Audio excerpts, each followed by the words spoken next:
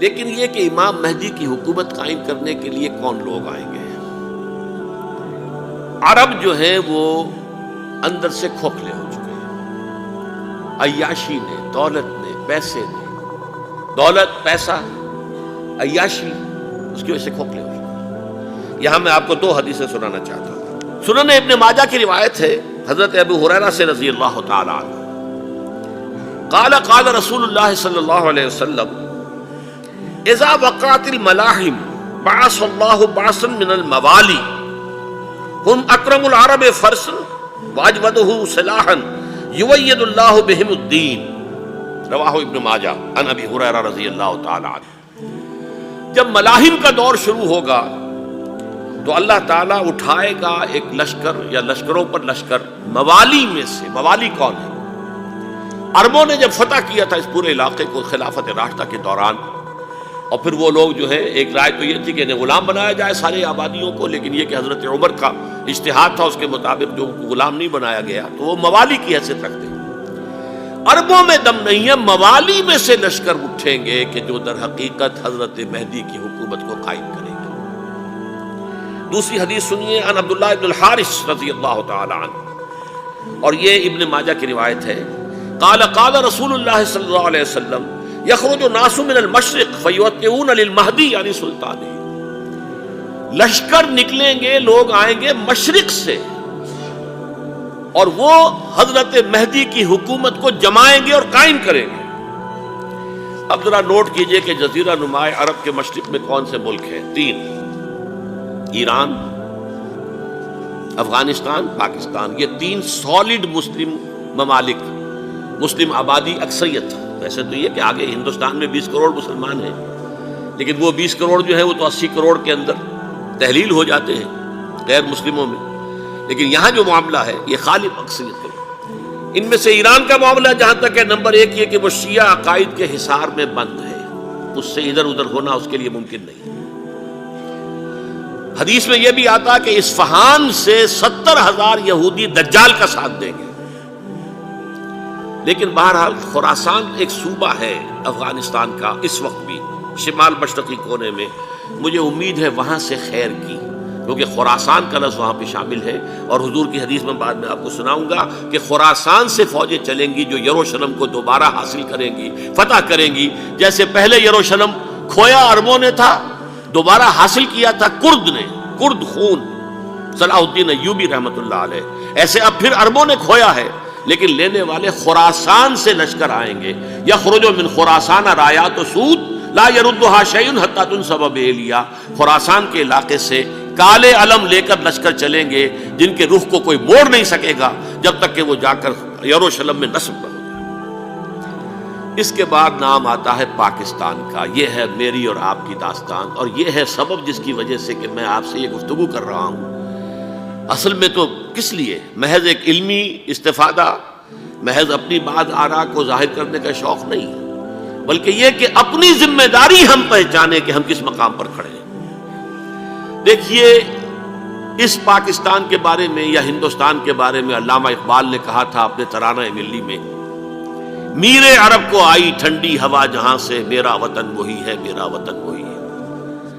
اور مجھے بتایا گیا کہ سنن ابی داؤد میں یہ روایت موجود ہے کہ حضور نے فرمایا کہ ہندوستان کی طرف سے مجھے ٹھنڈی ہوا آتی ہے، اگرچہ مجھے وہ حدیث ابھی نہیں ملی ہے، لیکن حزب التحریر کا ایک کارڈ مجھے ملا تھا، تو اس میں اس حدیث کا اور اس میں ابو داؤد کی روایت کا حوالہ موجود تھا۔ لیکن میں جو چیز آپ کو بتا چکا ہوں وہ یہ کہ الف ثانی کا پورا تجدیدی کارنامہ اس ہندوستان کی سرزمین میں ہوا۔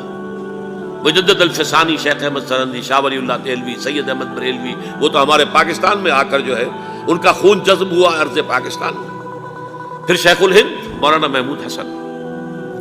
تحریک خلافت چلی تو صرف ہندوستان میں چلی اور کہیں نہیں چلی۔ آزادی کی تحریک چلی پوری دنیا میں، وہ نیشنلزم کی بنیاد پر چلی، ملے نیشنلزم، عرب نیشنلزم، ترک نیشنلزم۔ ہمارے ہاں چلی تو اسلام کے نام پر پاکستان کا مطلب کیا؟ لا الہ الا اللہ۔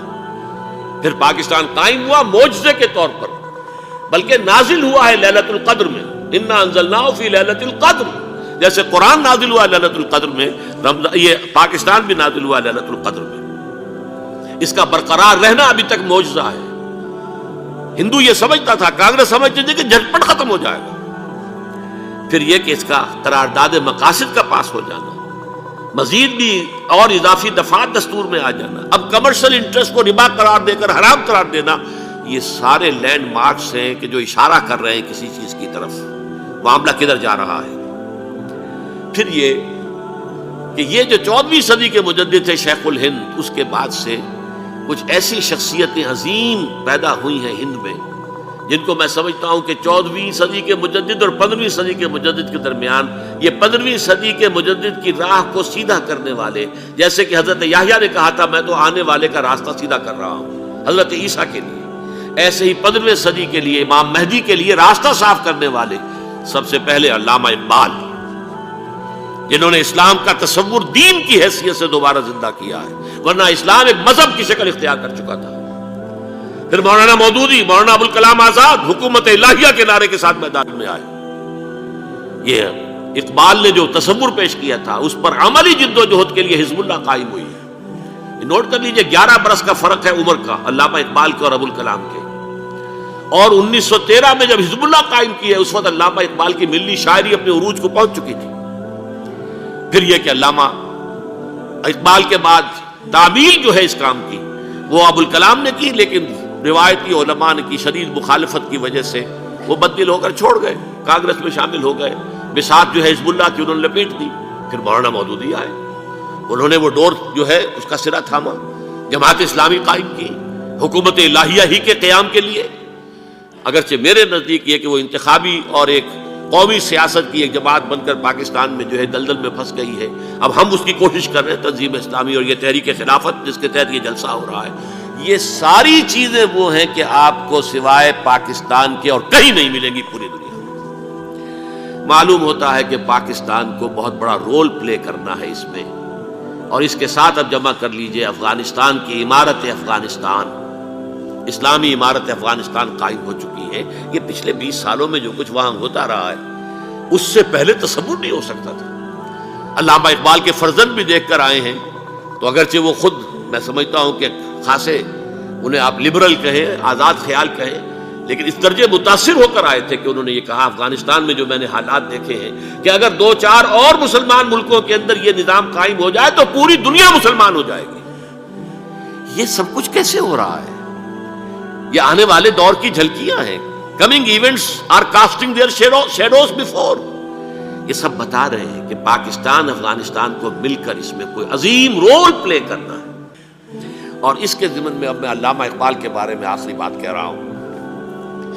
علامہ اقبال کے بارے میں عام یہ خیال ہے، انہوں نے اپنے خطبات میں مہدی کا اور نزول مسیح کا، حالانکہ میں کل پڑھ رہا تھا مولانا سید احمد اکبر آبادی رحمۃ اللہ علیہ کا ایک مقالہ ان کا کہ علامہ اقبال نے ابن خلدون کے بارے میں یہ کہا ہے کہ مہدی کا اور نزول عیسیٰ کا دونوں کا انہوں نے انکار کیا ہے، حالانکہ ابن خلدون نے نزول عیسیٰ کا انکار نہیں کیا، صرف مہدی کا انکار کیا ہے۔ بہرحال علامہ اقبال نے خطبات میں انکار کیا ہے، لیکن یہ کہ اپنی شاعری کے اندر میں چیلنج کرتا ہوں کسی بڑے سے بڑے اقبال شناس کو، ان کا یہ شعر ذرا سنیے: خضر وقت از خلوت دشت حجاز آید بروں، کارواں زی وادی دور و دراز آید بروں۔ خضر وقت، امام وقت، رہنمائے وقت، قائد وقت، خلوت دشت حجاز، حجاز کی صحرا کی کسی خلوت گزینی سے نکل کر باہر آئیں گے۔ میں حیران ہوتا ہوں علامہ کے اس فکر پر اور اس مصرے پر۔ یہاں انہوں نے شیعہ اور سنی دونوں کے کانسیپٹ جمع کر دیے۔ شیعہ کا کانسیپٹ یہ چھپے ہوئے کسی غار میں وہاں سے برآمد ہوں گے، اور ہمارا کانسیپٹ میں ام سلمہ رضی اللہ تعالیٰ عنہ کی حدیث سنا چکا، چھپے ہوئے ہوں گے وہ وہاں پر، مدینے سے نکل کر آ کر مکے میں چھپ جائیں گے۔ اس خانہ جنگی کی حالت میں لوگ ان کی طرف دیکھ رہے ہوں گے، سوچتے ہوں گے انہیں میدان میں آنا چاہیے، کوئی پارٹ پلے کرنا چاہیے، امت کی رہنمائی کرنی چاہیے، لیکن وہ چھپیں گے، وہ کارے ہوں گے، وہ اس ذمہ داری کو قبول نہیں کرنا چاہیں گے، جا کے چھپ جائیں گے مکے میں، وہاں سے مکے والے انہیں نکالیں گے، اور وہ کارے ہوں گے، انہیں بالکل یہ پسند نہیں ہوگا کہ یہ ذمہ داری اٹھائیں۔ تو خضر وقت از خلوت دشت حجاز آیت بروں، کارواں زی وادی دور و دراز آیت بروں۔ کارواں جو چلے گا ان کی مدد کے لیے اس وادی دور و دراز، اس زی عظیم وادی دور و دراز، یہ وادی سندھ ہے۔ وادی سندھ جو ہے ہم سمجھتے ہیں کہ صرف یہ پاکستان اور پنجاب جو ہے یہ اس میں شامل ہے، سندھ اور پنجاب نہیں، افغانستان کا پورا مشرقی علاقہ اس میں شامل ہے۔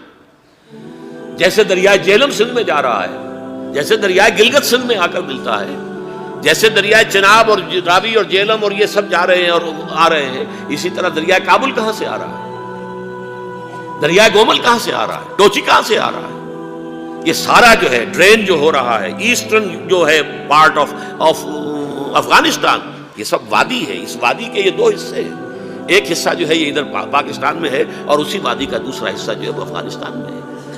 کارواں زی وادی دور و دراز آیت برو، کارواں چلے گا یہاں سے، یخرج ناس من المشرق یؤتون للمہدی یعنی سلطان ہی، مشرق سے فوجیں چلیں گی کہ جو مہدی کی حکومت قائم کریں گی، اور یخرج من خراسان رایات و سود، اور خراسان سے سیاہ پرچم چلیں گے کہ جن کا رخ کوئی موڑ نہیں سکے گا، حتیٰ تنصب بإیلیا، یہاں تک کہ وہ جا کر یروشلم کے اندر نصب ہو جائیں گے۔ حضرات، میں ایک میری گفتگو کا حصہ باقی تھا لیکن میں اسے چھوڑ رہا ہوں، اس لیے کہ گلوبلائزیشن جو اس کی ہوگی، جو خلافت علی منہاج النبوہ کی تجرید کامل حضرت مہدی کے ہاتھوں عرب میں ہوگی، اس سے پہلے اس کے لیے محنت، کوشش، جد و جہد پاکستان اور افغانستان میں ہو چکی ہوگی جو اسے سپورٹ کرے گی اور وہاں جا کر حکومت قائم کرے گی۔ اس کے بعد گلوبلائزیشن کا جو مرحلہ اس کا ہے وہ حضرت مہدی کے ہاتھوں نہیں ہے، وہ حضرت عیسیٰ ابن مریم ان کے نزول کے بعد ہے، جن کے نزول کے بعد دجال کا خاتمہ ہوگا اور یہودیوں کا استحصال ہوگا، مسلمانوں پر بھی بڑی تکالیف عربوں پر آئیں گی، شدائد آئیں گے، لیکن یہ وہ میں حصہ ملتوی رکھتا ہوں کسی دوسری محفل اور کسی دوسری مجلس اور نشست پر۔